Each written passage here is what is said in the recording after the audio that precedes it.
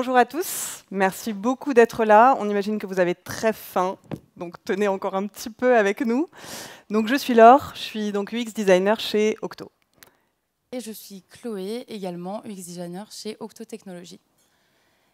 Et si on est là aujourd'hui, c'est pour vous présenter une mission sur laquelle on a travaillé toutes les deux, une mission de service design, une mission dont on est très fiers, un gros challenge pour nous et pour Octo, et elle dure maintenant depuis 1 an. Effectivement, parce que le kick-off de cette mission, c'était en juin 2018, donc il y a pile 1 an. Mais l'histoire, elle a commencé déjà au mois de mars. À l'époque, Leroy Merlin travaille depuis plusieurs mois sur un tout nouveau concept de magasin. Vous le voyez, un espace marchand serviciel en centre-ville. C'était un petit peu brumeux encore à l'époque. Il sollicite plusieurs agences, dont la nôtre, dont Octo, pour les aider en fait. Et leur demande précisément, c'était d'être accompagnés sur l'organisation du magasin, sur tous les process employés, collaborateurs, puisque comme c'était un nouveau concept, ils ne savaient pas du tout comment ils allaient pouvoir organiser le magasin. Donc on a travaillé toutes les deux avec Chloé dès l'avant-vente. On a vraiment pu avoir le temps d'itérer avec Georges, le sponsor du projet, et ça a été bénéfique parce que comme ça, on a fait plusieurs allers-retours pendant plusieurs semaines, voire plusieurs mois. Et au final, on leur a proposé une démarche qui allait de tirer en fait du besoin client jusqu'à la réponse collaborateur, et ils ont complètement adhéré à cette démarche. Alors avant d'aller un petit peu plus loin, j'ai une question piège pour vous. Qui ne connaît pas Leroy Merlin dans la salle? On en a un. Vas-y Chloé. Et bien du coup, pour monsieur qui ne connaît pas Leroy Merlin, qui c'est le leader des magasins de bricolage en France. C'est plus de 140 magasins en France, 350 magasins dans le monde et surtout plus de 150 000 références produits. Mais aujourd'hui, la marque veut conquérir une nouvelle cible et surtout être centrée utilisateur et non plus produit. Un sacré défi pour une entreprise de retail, et c'est là que nous, UX designers, entrons en jeu. Alors le nom de code de ce projet, quand on est arrivé, c'était City. Son nom officiel, après des mois de débats houleux, c'est Leroy Merlin L'Appart. Le magasin, il a ouvert, c'était fin janvier, le 22 janvier, il a ouvert dans le 17e à Paris, dans le tout nouveau quartier Clichy-Batignolles. Le magasin, il fait 1500 m². Alors, ça peut paraître immense, hein, surtout pour nous, Parisiens. Mais en fait, pour Leroy Merlin, c'est minuscule. Parce que Leroy Merlin est habitué à ouvrir des immenses surfaces en périphérie des villes. Et la cible de ce magasin-là, eh bien, ce sont les urbains qui ne bricolent pas. Ceux qui veulent absolument faire et surtout pas faire eux-mêmes. Et en venant à l'appart, ils peuvent être accompagnés par des collaborateurs qui vont vraiment les accompagner de A à Z sur leur projet, que ce soit en magasin ou à domicile. Du coup, pour vous raconter notre mission, on s'est dit qu'on allait partager avec vous les plus gros challenges qu'on avait rencontrés dans cette mission, formaliser, dérisquer et coacher. Et du coup, on commence par la formalisation. Formaliser, car Leroy Merlin, c'est une entreprise de culture orale. Tout est dit, rien n'est écrit. Et effectivement, on s'en est vite rendu compte dès le début du projet. Quand on a interviewé tous les membres de l'équipe projet, on leur a simplement posé la question « Qu'est-ce que vous attendez de nous ?» Et à l'unanimité, ils nous ont tous répondu « Aidez-nous à formaliser ». Et comme tout projet UX, on a commencé par une phase de recherche utilisateur. Donc une fois la vision produit posée et l'équipe alignée sur le nouveau concept, on est parti à la rencontre des futurs voisins du magasin. Comment est-ce qu'on s'y est pris? Eh bien, c'est très simple, on a quadrillé tout le quartier des Batignolles et on est allé interroger les habitants du quartier et les commerçants pour connaître leurs besoins et leurs problèmes. Après 2 semaines sur le terrain, 42 interviews plus tard, des visites dans les Leroy Merlin actuels, type à la Madeleine ou à Beaubourg, on a pu mapper tout le quartier des Batignolles pour avoir une vision plus claire de qui est-ce qu'on allait adresser. Et le résultat, eh ben vous le voyez, un quartier très contrasté divisé en 3, avec le nouveau quartier Clichy-Batignolles où allait ouvrir le futur magasin, le quartier historique des Batignolles, juste ici, et l'autre 17e, plus cossu, là où les rails font office de frontières naturelles. Et pour embarquer un peu plus l'équipe projet avec nous dans la démarche UX, on a donné un peu plus de matière à nos personas en les positionnant sur le quartier avec de réelles adresses. Ensuite, on a fait un atelier de priorisation dans lequel on a priorisé justement les personas qu'on allait adresser en priorité. Et sur nos 3 personas, 2 d'entre eux reflétaient parfaitement l'image des Batignolles, Poussetteland, c'est-à-dire des familles bobos, comme par exemple Grégoire et Prune, que vous pouvez voir... Merde, pardon. Que vous pouvez voir là-haut, nos éco-responsables, ou encore la famille Émilie et Bastien avec leurs 2 petits, les exigeants. Après avoir passé tout ce temps sur le terrain, c'était le moment pour nous de poser justement toute cette matière qu'on avait pu récolter. Comment est-ce qu'on s'y est pris? Eh ben, on a créé une war room chez Octo. Donc là, vous pouvez le voir, c'était notre salle qu'on avait privatisée pendant 1 mois. Et cette war room, en fait, elle a fait office de livrable pour le client, puisqu'il venait régulièrement confronter, challenger, enrichir nos inputs avec la vision business.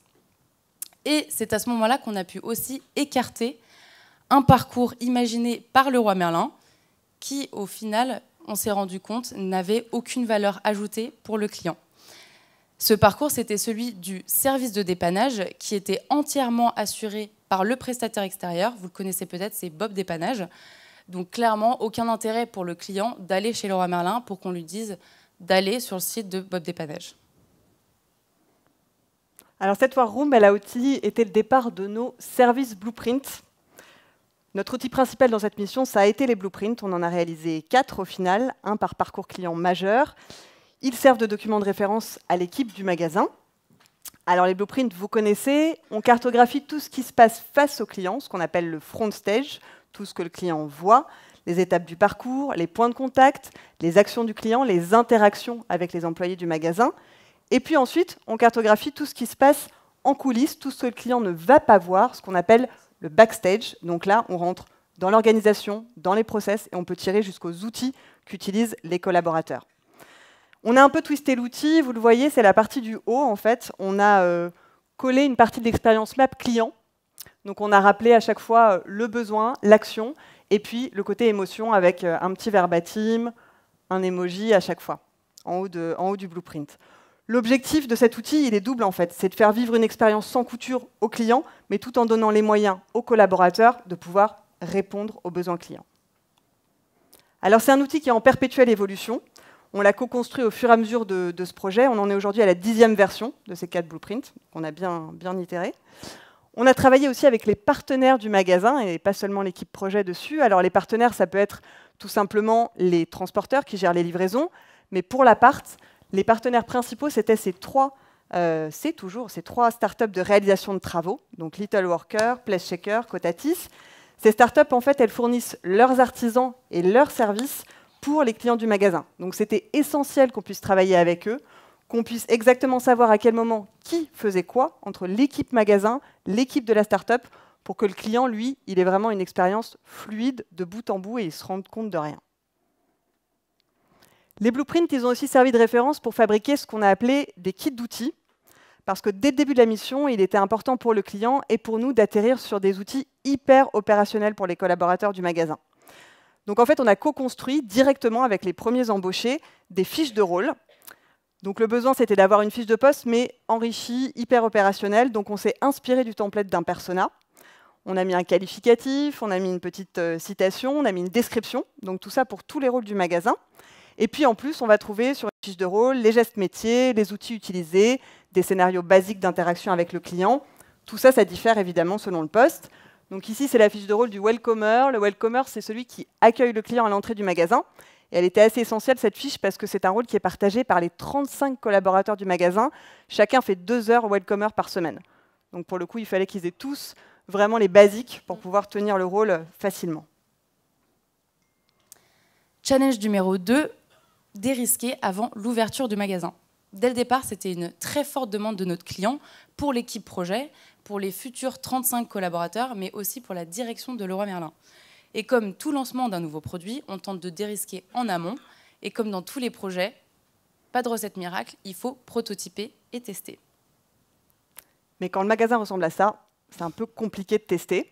Donc on a fait des photos, ça c'était sympa. C'était l'été dernier, et donc c'était totalement en chantier, vous le voyez. Évidemment, le chantier, il était hyper en retard, classique. Il n'y a aucun client. On a à peu près la moitié de l'équipe collaborateur embauchée à ce moment-là. Donc comment est-ce qu'on a fait pour tester un magasin qui n'existe pas? Eh bien, du coup, on a imaginé des ateliers de mise en scène durant lesquels l'équipe projet et les futurs collaborateurs On jouait à tour de rôle les clients et les employés du magasin, comme une répétition au théâtre finalement. Comment est-ce qu'on s'y est pris? Tout d'abord, le lieu. Il vous suffit d'avoir assez d'espace pour que les personnes puissent se projeter dans le lieu et vous avez juste plus qu'à délimiter où se trouve l'entrée, le rez-de-chaussée, l'escalier du magasin. Ensuite, les participants. Eh bien, c'était du coup les membres de l'équipe projet avec les futurs collaborateurs et dans l'idéal, inclure le sponsor du projet pour avoir plus d'impact en termes de décision. Enfin, le scénario. On n'a rien inventé pour les pitchs.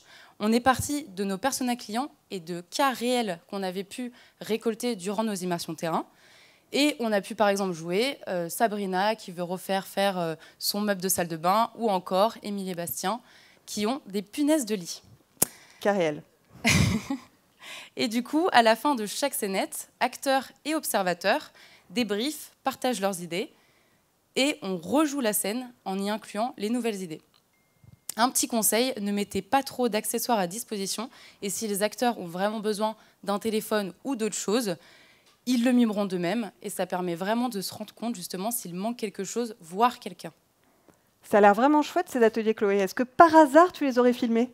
Eh bien ça tombe bien parce que oui, et voilà un extrait, le cas de la fuite de robinet avec dans le rôle de la cliente Stéphanie.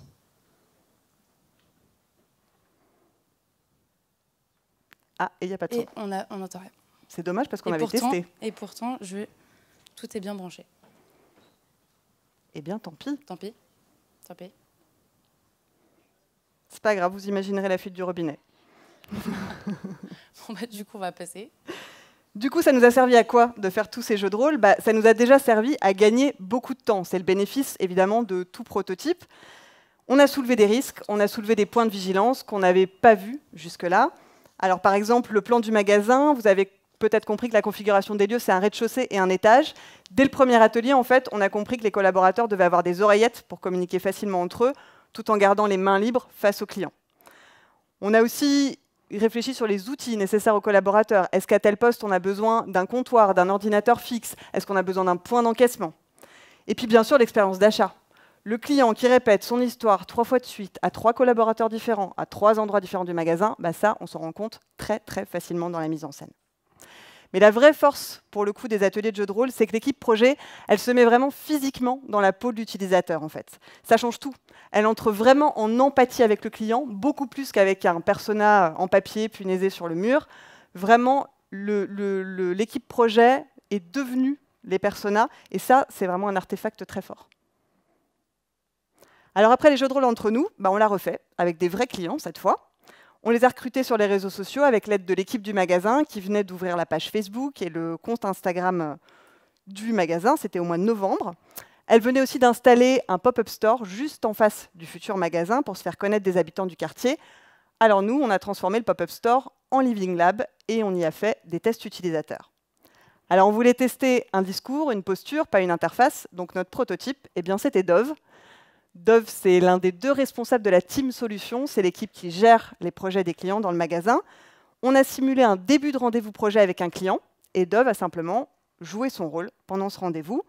Une session de test, ça nous a déjà suffi pour améliorer tout le discours de vente et les supports utilisés, autant par le collaborateur que le support donné au client lors de ce rendez-vous. On a aussi fait un peu de guérilla testing pour travailler cette fois le pitch du concept.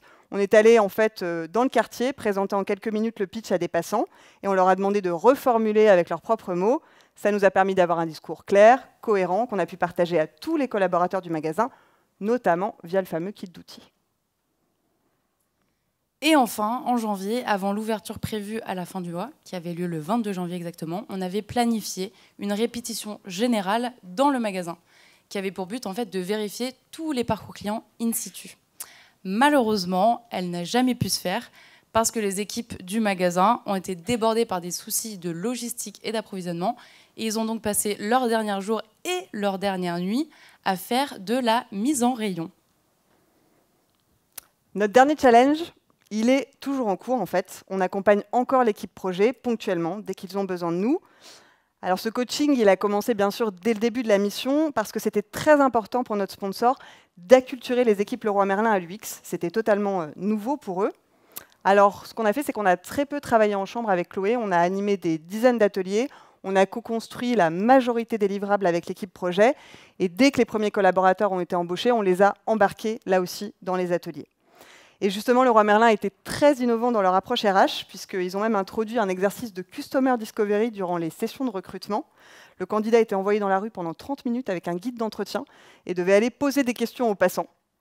Donc pour ceux qui ont survécu et qui ont été embauchés, on les a initiés aussi à l'UX et à l'idéation pendant une journée d'ateliers et de formation. Pour le pilotage du magasin, il y avait aussi une volonté forte côté Leroy Merlin de se démarquer, de se détacher des business métriques classiques, comme le chiffre d'affaires, pour aller vers des métriques vraiment centrées utilisateurs. Donc l'équipe projet voulait vraiment que le magasin soit orienté UX jusque dans ses indicateurs de succès, ce qui est quand même une grosse prise de risque et ce qu'ils ont dû vraiment défendre devant la direction de Leroy Merlin. On a donc posé avec eux des indicateurs de succès orientés UX, côté client, mais aussi côté collaborateur. Alors côté client, on a utilisé le framework de Google, qui est pensé pour du digital, donc on l'a un petit peu adapté. Par exemple, pour le H de happiness, donc la satisfaction, on a décidé de voir combien de clients arrivaient sur recommandation d'un autre client, donc de suivre le taux de recommandation. Pour l'adoption, on a voulu suivre le nombre de rendez-vous projets planifiés dans une journée, mais aussi le nombre de projets qui étaient réalisés, qui étaient finalisés, pour voir, pour le coup, si on arrivait à bien remplir un objectif de conquête de nouveaux clients. Et côté collaborateur, on est parti du framework Employee Experience de Jacob Morgan. Le client, il voulait vraiment mettre un point d'honneur sur le bien-être des employés, qui était une composante essentielle en fait à la réussite du projet. Ils ont donc décidé de mesurer l'aisance de chaque collaborateur sur chacun des postes en termes d'outils, de posture, de gestes métiers, et cela grâce à un suivi hebdomadaire sous forme de notation. Mais encore, cette volonté qui était pourtant forte n'a pas survécu à la réalité du terrain, et les responsables du magasin sont revenus à leurs habitudes de métriques classiques. Aujourd'hui, les blueprints, ils continuent à vivre. Ils sont affichés dans les bureaux du magasin et c'est les équipes opérationnelles qui les font évoluer. Nous, on accompagne toujours Leroy Merlin sur de nouveaux parcours puisque de nouveaux cas d'usage ont été identifiés. Et le dernier en date, c'est celui du client qui vient chez Leroy Merlin pour faire son appartement, mais avec son propre artisan. Donc jusque-là, on n'avait pas du tout adressé la cible professionnelle, mais potentiellement, on va devoir justement créer un persona de type pro. Au-delà des outils, on leur a montré une nouvelle façon de travailler et de s'organiser.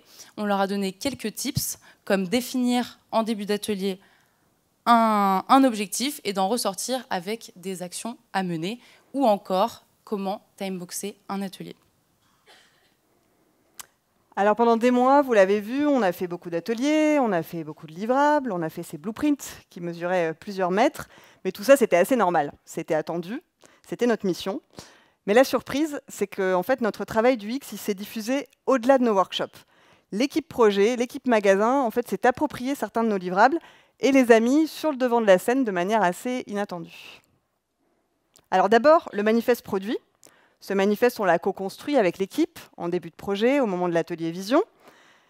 Il a été repris comme baseline sur la page Facebook du magasin et ensuite il a été affiché dans les bureaux des employés à l'étage du magasin.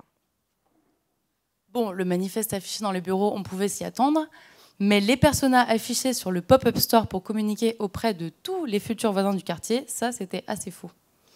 Et encore mieux, une grosse campagne de publicité dans les métros et abribus de tout le quartier. En gros, leur campagne de communication, elle s'est totalement inspirée de nos personas. Petite fierté quand même.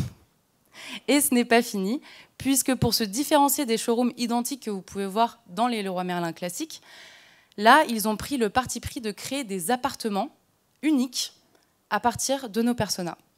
Donc, par exemple, là, vous pouvez rentrer chez Dominique, 45 ans, qui habite rue Cardinet, dans son appartement de 42 mètres carrés avec terrasse, s'il vous plaît. Évidemment, si on avait ouvert à Paris 10e, les appartements auraient été totalement différents. Et ce qui est assez dingue dans cette histoire, c'est qu'en fait, les outils qu'on utilise, nous, en tant que designers au quotidien, sont devenus, pour notre client, des outils de communication, voire des outils de merchandising. Alors aujourd'hui, le magasin il est ouvert depuis un petit peu plus de 4 mois. Alors évidemment, ce n'est pas toujours fluide, même si on a beaucoup travaillé en amont. Le directeur du magasin, Pierre, dit qu'il a l'impression d'être dans une barque avec un moteur de paquebot. Parce que Leroy Merlin Appart, ce n'est pas une start-up et la plupart des difficultés en fait, proviennent du rattachement à la maison mère. Malgré tout, la manière dont a été conçue l'appart est vraiment une première chez Leroy Merlin, voire une première dans le monde du retail.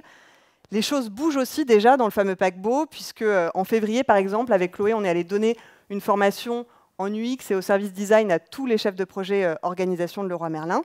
Et puis la direction, elle porte une attention vraiment particulière au magasin de Batignolles. Et pour le coup, ce qui fonctionne là-bas, ce qui est testé là-bas, pourra être peut-être demain déployé dans les 139 autres magasins en France. Merci beaucoup pour votre attention. Merci. Parfait, mention spéciale pour le timing, c'est nickel. Donc on va pouvoir vous laisser poser 3 questions là du coup. Qui souhaite poser des questions à Laure et Chloé?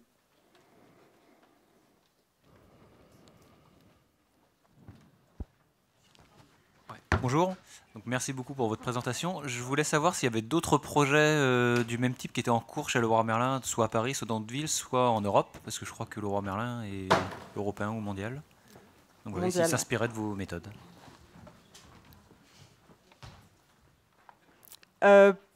Pour le coup, il n'y a pas de projet actuellement, mais en fait, ils sont sérieusement en train de réfléchir comment ils peuvent rebondir avec l'expérience Lapart pour pouvoir infuser dans les autres magasins, puisqu'ils se disent clairement qu'aujourd'hui, leur business model est en danger et qu'il faut qu'ils soient user-centrés vraiment sur les magasins et plus produits-centrés comme avant. Donc, ils sont en train de réfléchir et on a commencé quelques discussions avec Georges sur peut-être une suite. Voilà. Mais pour l'instant, c'est encore un peu secret. Merci. Une autre question? Bonjour. Je voudrais savoir quelles étaient les plus grosses difficultés que vous avez rencontrées dans ce projet, là où les plus grosses difficultés, parce que vous avez mis en place pas mal de choses innovantes pour faire ça, et j'imagine que ça n'a pas dû être évident. Chloé, tu veux y aller? On a un peu retracé les plus gros challenges qu'on a rencontrés pendant toute la mission. Je pense que le plus gros challenge, c'était quand même de formaliser. Parce qu'on est arrivé vraiment chez Leroy Merlin et il n'y avait aucun process, même dans tout l'amont de leur logistique, rien n'est posé. Donc nous, on est arrivé, on a dû un petit peu démystifier tout ce qui se passait, parce que finalement, on s'intégrait dans un service, mais il y avait aussi tout l'approvisionnement, la chaîne logistique en amont et en aval. Et c'est vrai que je pense que ça a été le plus gros challenge, en tout cas, qu'on a dû soulever. Et il y avait aussi une complexité parce que l'équipe projet, elle était totalement délocalisée. Il y en avait à Lille, à Paris, à Lyon. Donc on les réunissait la plupart du temps à Paris. On est pas mal allé à Lyon faire des ateliers aussi. Et ça, c'était pas évident parce que même entre eux, les infos passaient mal. Donc nous, c'était encore plus compliqué. Donc c'est vrai qu'entre le manque de formalisation et la délocalisation des équipes, ça a été un peu une douleur pour nous sur le projet. J'ai vu une troisième question, une dame là qui lève le bras. C'est trop facile si tu t'approches de trop, hein, il faut la lancer. Hein. Merci. Est-ce que vous pensez que ce que vous avez mis en place dans la boutique des Batignolles, c'est quelque chose qui peut être mis en place sur leur site en fait? Sur leur site. Les process utilisateurs, les parcours utilisateurs, en fait, c'est quelque chose qu'on peut reprendre de façon digitale pour faciliter le parcours sur le site Leroy Merlin directement. Oui, je pense. Déjà, je pense que notre mission, ça a été un peu un point d'entrée pour déjà les mettre en marche de pensée utilisateur. Et après, justement, ils pourront le décupler sur les sites internet qu'ils font et puis d'autres sites, même physiques, qui déploieront plus tard, je pense. Et puis ce qu'on a fait aussi tire des changements dans l'IT en fait, parce qu'ils se sont rendus compte qu'il y avait certains outils qui n'étaient pas adaptés par rapport à ce qu'on a pu imaginer. Donc ils sont aussi en train de revoir certains outils, là pour le coup vraiment les outils métiers des collaborateurs, pour un petit peu mieux les améliorer, les faire évoluer pour que ce soit que ça colle un peu mieux. Ouais, une dernière question peut-être du monsieur devant. Audrey, tu peux balancer la box? Non, c'est bon. Boum. Voilà. Ça va. Tout va bien. Bonjour. Quelles sont encore les réticences que la maison mère peut avoir par rapport à l'UX quand on voit qu'il vous laisse le champ libre mais que sur une toute petite partie sur un magasin? Quelles sont les réticences de la maison mère ou d'autres boîtes à se lancer plus dans l'UX, parce qu'on voit que ça marche, on voit que c'est bien, mais qu'est-ce qui freine encore la maison mère à déployer ça partout? En fait, je pense qu'il n'y avait pas de réticence, c'était une méconnaissance. Moi, je l'ai vraiment ressenti comme ça, parce qu'aujourd'hui, voilà, chez Leroy Merlin, maintenant, ils parlent du UX. L'exemple de l'appart est vraiment quelque chose qui a été diffusé en interne. L'équipe projet a vraiment su en parler et pu en parler autour d'elle. Ça a fait pas mal de bruit, et quand Georges dit que c'est le lab d'innovation, franchement, c'est vraiment perçu comme ça. Je pense que c'est surtout une méconnaissance et un retard sur ces méthodes-là. Et puis, dans le retail, on est quand même organisé un peu en V, quoi. Enfin, c'est un peu le principe, comme l'a dit Chloé avant, avec les chaînes logistiques, l'amont, l'aval. Donc, c'est vrai qu'on n'a pas l'habitude d'avoir cette approche globale, en fait, que nous, on a pu leur amener. Ils travaillent vraiment par silo, par métier. Et je pense que pour eux, c'est juste une petite révolution qui est en train de démarrer avec ce premier projet-là.